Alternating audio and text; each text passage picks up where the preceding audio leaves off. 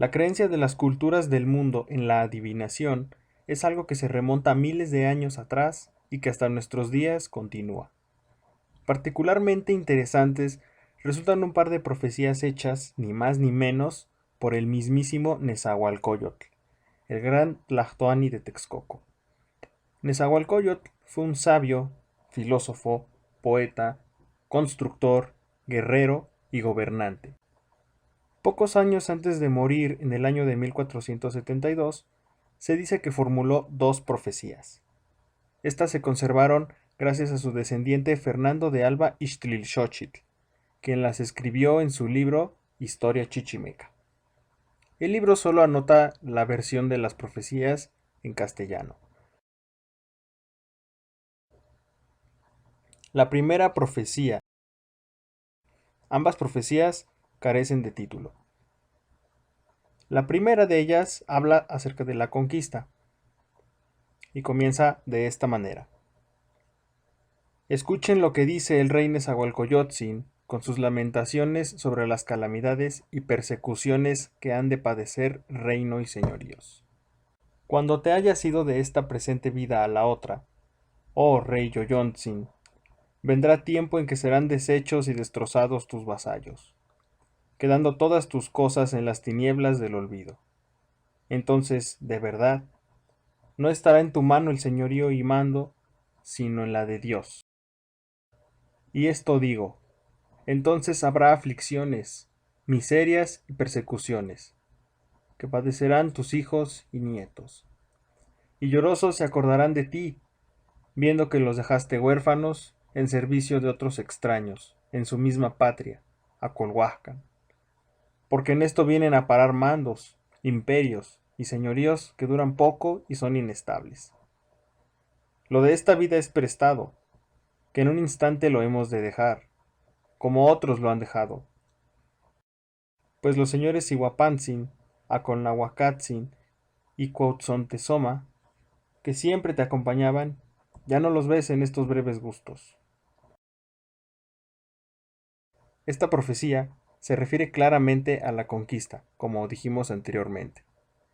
Incluso el hecho de que sus cosas quedaron en las tinieblas del olvido es cierto, ya que todas las estatuas, efigies y templos hechos por Nezahualcóyotl fueron destruidos, y sus poemas olvidados y tergiversados.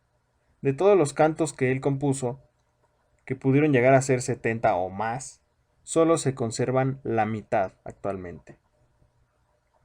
Segunda profecía. Si bien se dice que esta otra profecía también hace referencia a la conquista, si ponen algo de atención, verán que también aplica para esta época. Esta es la segunda profecía de Nezahualcóyotl. En tal año como este, se destruirá este templo que ahora se estrena. ¿Quién se hallará presente? ¿Será mi hijo o mi nieto? Entonces irá a disminución la tierra, y se acabarán los señores. De suerte que el maguey pequeño será talado sin razón. Los árboles aún pequeños darán frutos, y la tierra, defectuosa, siempre irá a menos. Entonces la malicia, deleites y sensualidad estarán en su punto, y se darán a ellos desde su tierna edad hombres y mujeres. Y unos y otros se robarán las haciendas. Sucederán cosas prodigiosas, las aves hablarán, y en este tiempo llegará el árbol de la luz y de la salud y el sustento. Esta profecía es muy intrigante. Vemos que efectivamente el año que dijo fue cuando llegaron los españoles y acabaron destruyendo todos los templos, estando su nieto, Cacamatzin. Los señores, los mexicas, fueron acabados. Y la tierra desde entonces ha sido sobreexplotada, así como las plantas y árboles. También destaca el hecho de que predijo que la sociedad tendría una conducta sexual mucho más promiscua y que habría mucha delincuencia. Sin embargo, la última parte de la profecía, desde donde dice sucederán cosas prodigiosas, al parecer aún no ocurre. Queda en el misterio qué significa que las aves hablarán o a qué se refiere con el árbol de la luz, la salud y el sustento.